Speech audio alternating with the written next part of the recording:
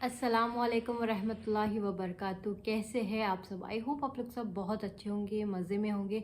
आज की जो वीडियो है बहुत ही ज़्यादा इम्पॉर्टेंट है। ये हर इंसान के लिए इम्पॉर्टेंट है क्योंकि जो पुलिस रात है ये हमें भी पता है कि हर एक मखलूक को इस पर से गुज़रना है, हर इंसान को इस पर से गुज़रना है। और पुलिस रात एक ऐसी चीज़ है जो बाल मतलब कि अपने जो बाल होते उससे भी ज़्यादा बारीक और तलवार से भी ज़्यादा तेज़ होंगी।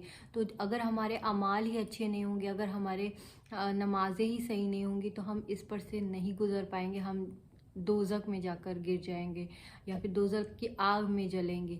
तो ये खौफनाक जो मंज़र है ये देख के सोच के ही मेरे आँखों से आंसू आते हैं और मेरे हाथों में रोंगटे खड़े हो जाते हैं, मेरे बदन में रोंगटे खड़े हो जाते हैं। अल्लाह हम सबको पुले सिरात पर बिजली की तरह गुजरने की तौफीक अता फरमाए, बस यही दुआ है। और मैं बस आपको यही कहना चाहूँगी कि अगर आप ये सिर्फ दुआ रमज़ान में मांगते तो सिर्फ रमज़ान में ना मांगे। ये दुआ जो है पूरे रात पे बिजली की तरह गुजरने की तौफीक अता फरमा, ये हर बार आप अल्लाह ताला से मांगते रहे। क्या पता कब कबूलियत की घड़ी और कब आपकी दुआ कबूल की जाए। खैर स्टार्ट करते हैं वीडियो को। आपने क्या करना है, पूरा वीडियो देखना है। और चैनल को अगर आपने अभी तक सब्सक्राइब नहीं किया है तो प्लीज़ सब्सक्राइब करना, बेल आइकन को प्रेस करना ताकि आपको नोटिफिकेशन मिलते रहे। स्टार्ट करते हैं वीडियो को। पुल सिरात, जहन्नुम के ऊपर बना हुआ मशहूर पुल। बिलाशुबा हम सब इस पुल को पार करेंगे जो बाल बराबर बारीक और तलवार की धार जितना तेज है। कोई भी पुल सिरात को उस वक्त तक पार ना कर सकेगा जब तक वो सवालात के 7 मरहलों से ना गुजर जाए। 7 सवालात, 7 मुख्तलिफ पड़ाव पर। ये 7 सवालात क्या हैं? क्या आप इनका जवाब देने के लिए तैयार होंगे?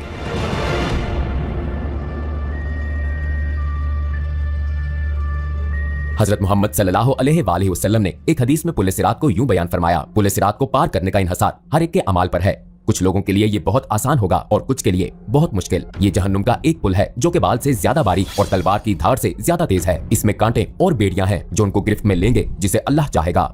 कुछ लोग इस पर से पलक झपकते गुजर जाएंगे जैसे रोशनी की रफ्तार हवा की तरह, या अली नसब घोड़ों और सवारियों पर। फरिश्ते पुकारेंगे, ए परवरदिगार सलामती फरमा, ए परवरदिगार सलामती फरमा। वो लगातार पुकारेंगे। वहां ऐसे लोग होंगे जिनको खराश भी ना आएगी, और ऐसे भी होंगे जिन्हें हथौड़े से मारा जाएगा, और ऐसे भी होंगे जिनके चेहरे आग में झोंक दिए जाएंगे। जी हाँ, जैसा कि हदीस से साबित है कि लोग खुदा की बारगाह में अपने दर्जात की बुनियाद पर इस पुल को पार करेंगे। कुछ लोग इसे रोशनी की रफ्तार से पार करेंगे जबकि दूसरे रींग कर इस सफर का इख्तिताम करेंगे। जैसा कि कुरान मजीद की सूरा 79 आयत 6 में दर्ज है कि हजरत इसराफील अलैहिस्सलाम 2 दफा सूअर फूंकेंगे, और पहली दफा सूअर फूंकने पर सिवाय उनके जिसे अल्लाह सुब्हानो ताला चाहे, जमीन और आसमानों की हर चीज उसकी हैबत से लरज उठेगी और उसके साथ ही कयामत बर्पा हो जाएगी। दूसरी दफा सूअर फूंकने पर सब दोबारा जिंदा होंगे और अपने रब की तरफ दौड़ेंगे ताकि मैदान हशर में जमा हो जाएं, रोजे महशर का मकाम। जो लोग इस खौफनाक कयामत में दोबारा उठाए जाएंगे उनको उनके अमाल का हिसाब दिया जाएगा जो उन्होंने दुनिया में किए थे। जैसा कि कुरान मजीद की आयत में बताया गया है, दाएं हाथ में अमाल नामा पाने वालों के लिए जन्नत की बिशारत है, और अगर अमाल नामा बाएं हाथ में या पीछे से दिया जाएगा तो ये जहन्नुम के अजाब की वईद है। जमीन पर हमारे साथ किरामन कातिबीन के नाम से 2 फरिश्ते हर वक्त हर जगह हमारे अमाल लिखते हैं, लिहाजा हमारे किए गए तमाम अच्छे और बुरे अमाल हमारे सामने होंगे।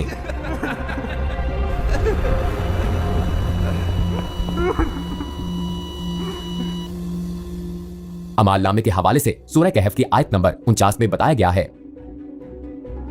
और उनके सामने अमाल नामा रख दिया जाएगा। फिर तू मुजरिमों को देखेगा, उस चीज से डरने वाले होंगे जो उसमें है, और कहेंगे अफसोस हम पर। ये कैसा अमाल नामा है कि उसने कोई छोटी या बड़ी बात नहीं छोड़ी मगर सबको महफूज किया हुआ है, और जो कुछ उन्होंने किया था सबको मौजूद पाएंगे, और तेरा रब किसी पर जुल्म नहीं करेगा।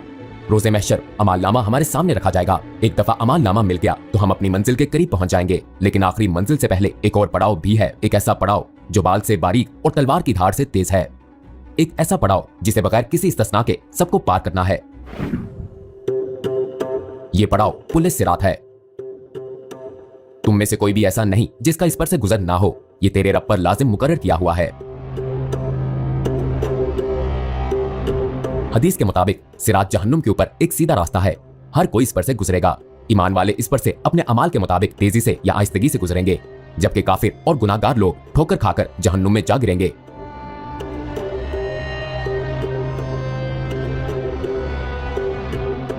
प्यारे नबी सल्लल्लाहु अलैहि वसल्लम ने फरमाया, सबसे पहले पुल सिरात को अबूर करने वाले आप सल्लल्लाहु अलैहि वसल्लम होंगे और फिर आप सल्लल्लाहु अलैहि वसल्लम की उम्मत। अगर लोगों के अमाल अच्छे होंगे तो वो तेजी से इस पर से गुजरेंगे। लिहाजा पुल सिरात पार करने के लिए आपसे क्या पूछा जाएगा? पुल सिरात पर हर एक से उसकी जिंदगी के अच्छे अमाल और गुनाहों के बारे में पूछा जाएगा। जैसा कि हमने शुरू में कहा कि पुल सिरात को 7 मरहलों पर सवालात के बगैर पार नहीं किया जा सकता। 7 पड़ाव के 7 सवालात। पहले पड़ाव पर जो पहला सवाल होगा वो हमारे ईमान के बारे में है। अगर हमारा ईमान कामिल है तो हम बासानी पहले मरहले से गुजर जाएंगे, लेकिन काफिर पहले ही मरहले में जहन्नुम में जा गिरेंगे। हम जानते हैं कि उन लोगों का आखिरी ठिकाना जहन्नुम है जिनको ईमान लाने का मौका दिया गया लेकिन वो फिर भी ईमान नहीं लाए। खुदा ने अपनी पाक सिफात और नेक बंदों के जरिए अपना तारुफ करवाया, तो जो ईमान नहीं लाए बिलाखिर उनका आखिरी ठिकाना जहन्नुम है। और जहन्नुम इतनी बेरहम होगी कि जब उससे पूछा जाएगा कि क्या तुम भर गई हो, तो ये चिल्लाकर कहेगी क्या और नहीं है।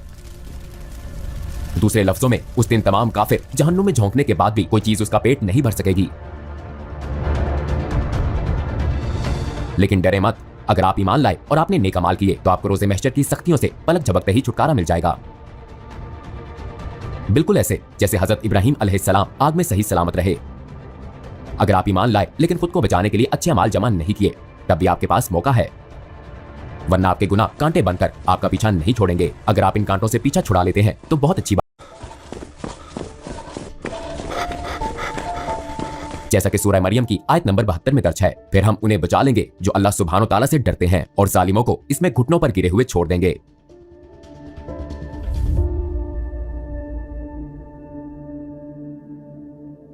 आइए इस पर बात करें कि हम इस पुल को कैसे पार करेंगे जहां जहन्नुम अपनी तमाम तर होलनाकियों और दहशत के साथ हमारे कदमों तले होगी। हम कोशिश करेंगे कि इस पर नजर ना पड़े और हमारी तवज्जो अपने रास्ते पर मरकूज रहे। हम अपने इर्द गिर्द लोगों को देखेंगे। एक तरफ वो लोग होंगे जो अपने गुनाहों पर पछताएंगे, जबकि दूसरी तरफ वो लोग होंगे जो जहन्नुम में जा गिरेंगे। वहाँ ऐसे लोग भी होंगे जो इस दुनिया में रहते हुए आखिरत की फिक्र करते थे, और वही होंगे जो इस पुल को तेजी से बगैर किसी तकलीफ के पार कर लेंगे। पहले सवाल के जवाब में कामयाबी के बाद हम वहाँ पहुंचेंगे जहाँ दूसरा सवाल पूछा जाएगा। हमसे यहाँ नमाज के बारे में पूछा जाएगा, जो कि ईमान के बाद दीन इस्लाम का सबसे अहम सतून और इसके बुनियादी अरकान में से एक है। आपकी नमाजें जितनी मुकम्मल और खालिस होंगी, आपका हिसाब उतना ही आसान होगा। लेकिन अगर आपकी नमाज सही नहीं है तो शायद आपके अकीदे की इमारत गिर जाएगी। हमारे प्यारे नबी सल्लल्लाहु अलैहि वसल्लम ने फरमाया, नमाज दीन का सतून है, जिसने इसको तर्क किया बस उसने पूरे दीन को मुनहदम किया। अगर हम जहन्नम की आग से बचना चाहते हैं तो हमें यकीनी तौर पर अपनी नमाजें एक इमारत के मजबूत सतून की तरह कायम करनी होंगी। अगर हम जमीन पर सुई के नाके से भी जहन्नुम की आग देख लें तो सजदे से सर नहीं उठाएंगे। ठीक है, हमारा ईमान मजबूत है और हमारी नमाजें भी दुरुस्त हैं। अब हम तीसरे मरहले में दाखिल होंगे। अगर हमने दुनिया में खुदा के माल को उसकी हदायत के मुताबिक खर्च नहीं किया तो अगला सवाल हमारे लिए परेशान कुन होगा, क्योंकि हमसे पूछा जाएगा कि हमने अपना माल कहाँ खर्च किया और किसके साथ बांटा।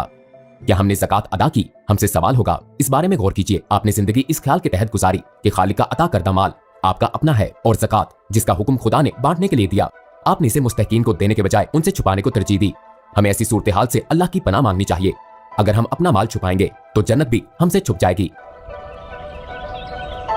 अगर हमने अपना माल खुदा की हदायत के मुताबिक कमाया और खर्च किया तो अगले पड़ाव पर हमसे रोजे के बारे में सवाल किया जाएगा, जो कि हम पर इसी तरह फर्ज है जिस तरह पिछली उम्मतों पर फर्ज थे। अगर हम इस पूछ के दौरान काश जैसा लफ्ज अदा नहीं करना चाहते तो हम पर लाजिम है कि माजी में हीलों बहानों से जो रोजे छोड़े हैं उनकी कज़ा अदा करें।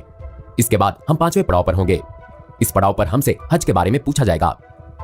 अगर आप माली मसाइल की वजह से हज नहीं कर सकते तो माली इस्तेहकाम के बाद जिंदगी में एक दफा जरूर हज करें। अगर हम इस्तात होने के बावजूद हज अदा नहीं करते और बहाने बनाते हैं तो हम संगीन नताइज का सामना कर सकते हैं। छठे पड़ाव पर हम इस मौजू की तरफ आएंगे जो बिना इस्तिस्ना के हर किसी से मुतल्लिक है। ये मौजू हकूक़ुल लिबाद और सिला रहमी है।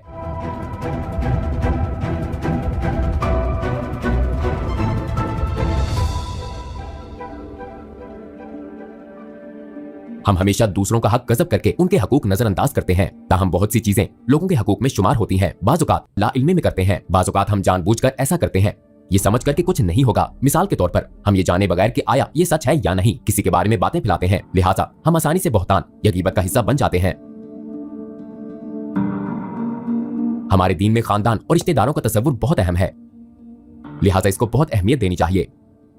ताहम हो सकता है कि हम अपने तमाम रिश्तेदारों के साथ हमेशा ना रहें, हमें उनके कुछ रवैये नापसंद हो, लेकिन हमें उनसे मुकम्मल कता ताल्लुक नहीं करना चाहिए। आइए सहाबा कराम रिजवान अल्लाह अलैहिम अजमाइन की हयात पर नजर डालें।